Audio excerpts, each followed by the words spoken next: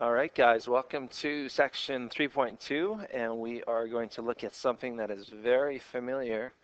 You're going to feel like we are doing the same lesson as 3.1, just with a slight difference, and the slight difference is we're going to look at something called standard form. Last class, we looked at vertex graphing form, which looks like this. And we were quickly and easily able to determine from the P and the Q value our vertex, and from our A value what happens to the parabola because of it. The A value doesn't change today. It's going to be the same. It is still going to determine the same things that it determined last. What we are introduced to now is the B and C value in standard form as opposed to vertex graphing form, and how that affects your graph. Now you can probably anticipate then some of these answers. For instance, question A, well, that is called standard form. The shape of the graph and whether it opens up or down is still determined by A, but which one will influence the position of the graph and which one is the y-intercept? And I know we talked about this last semester. I'd like to do question D here first, that the constant value C is always your y-intercept, and therefore it is your B value that is going to change the position vertically and horizontally for the parabola. And as I said before, I don't anticipate you're going to have a lot of trouble. So if you're given the graph, I don't think you'll have any difficulty answering these questions. Which way does it open? Down. Where is the vertex? Oh, it's right there. Coordinates are 0 and 4. Does it have a max or minimum? Well, it has a maximum value. It goes to that height. The equation of the axis of symmetry, we know how to do that. We know about x-intercepts and y-intercepts. We did it yesterday. We know about domain and range. But let's take a look at a question that we haven't dealt with yet. Pedro has 12 meters of fencing for his yard. He wants to build a rectangular flower bed. 12 meters refers to the perimeter around the rectangle.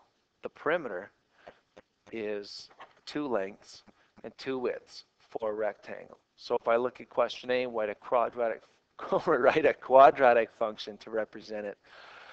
First of all, we're going to have to create a quadratic function. So the perimeter depends on the length and the width. I'm just going to choose the width, and the perimeter is 2 widths plus 2 lengths. But what is the value of each length if 12 meters is the full perimeter? Now, I've already made a mistake in that the perimeter we know is 12. So I'm going to put 12 there, and I don't know what L is, so I'm just going to leave that as L. I didn't look carefully at question A when I first read it. We're trying to find the area of the flower bed, not the perimeter. So I'm going to make the area a function of W. And the area is length times width. The problem with this is not quadratic, and it has 2 variables. What I'm going to do is I'm going to replace L. How am I going to replace L? I will use the perimeter expression. If I subtract 2W and then divide by 2, I would get L by itself. And that is 6 minus W. So I'm going to replace in my area expression the L with 6 minus W, and then multiplying that out. And I'm even going to put plus 0 on there just to make a point. That is my quadratic function in standard form. My A value is minus 1, my B value is 6, and my C value, or my y-intercept, is 0. So I'm just going to write that equation up here and then do some erasing so that we can go ahead and draw that. Oops, that should be a W, not an X. The area is a function of the width. And I can erase all the rest of this stuff, and we're going to draw the graph. On the grid, sketch your graph for the function you determined in part A. What are the coordinates of the vertex? What does the vertex represent? How are we going to graph that? Well, the way I would graph it is I would take a common factor out of negative W. No, that should be a minus, right? Take a minus out of a plus. And from that, when I make my area equal to 0, I could find my zeros at 6 and at 0. So that's where the graph's going to cross my x-axis. The vertex is going to be right between that at 3. When I put 3 into the expression, minus 3 squared is minus 9. Minus 9 plus 18 is 9. At 9, I would have my vertex, and I can get my sketch of the parabola. That is one way to do it, similar to what we did last semester. What does the vertex in this case represent?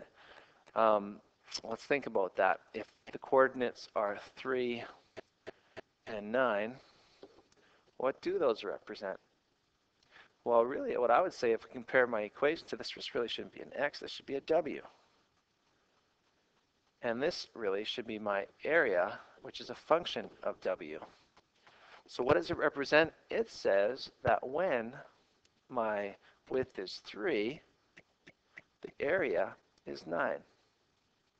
And that's the highest area I get as I go down here. Yes, the width is changing, but the area is dropping, and same thing going this way. That is my maximum area possible for 12 meters of fencing. Now, the domain and the range for this question are also significant because if now I contribute, or I think of this as real numbers, in a real problem, my domain is limited. I can't have negative width, and I can't have negative area. So this is my graph. So when I look at my domain, it only goes from 0 to 6. And when I look at my range, it only goes from 0 to 9. And so when I want to write that down, I know we had some trouble with this last semester, the way I would write it is I write my boundary on the right-hand side and my left-hand side, and I put the w in between. W is greater than 0 and at the same time less than or equal to 6, and same thing with my area, which is a function of w, which is my range. It goes from 0 all the way to 9. So domain and range. Take a little bit of practice, but you won't have too much trouble. Now, there is a relationship between B and A that we can use to allow us to find the x-coordinate of the vertex. And if you're curious where that comes from, I'll be glad to show you. It's also in your textbook.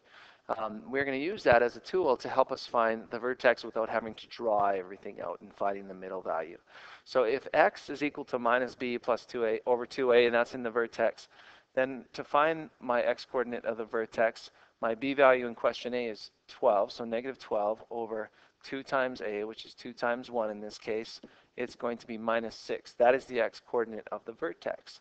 Now to find the y-coordinate, I find the function's value at minus 6, or in other words, I replace x with minus 6. Sorry, I'm running out of space here. And I would simplify that. That's 36 minus 60 plus 12 is 72 plus 6. So that's minus 36. That would be minus 30. So my vertex for question A is at minus 6 and minus 30. That would be difficult to draw, keeping it the space and all the rest that you would have to do with drawing. So this is helpful for us. And I don't know that I need to do another one with you. They're all basically the same. Just plug in the B and the A, and then find your x, and then plug that in to find y. So that's your lesson, and here's your assignment. As I told you during class, I anticipate that you will be able to start this. I don't think you will finish it. So I would say start this, work together as you always do, work diligently until that bell rings, and then we will continue this the next time we come together. That's it. I will see you on Monday, hopefully, God willing, and have a great weekend and enjoy the rest of the class.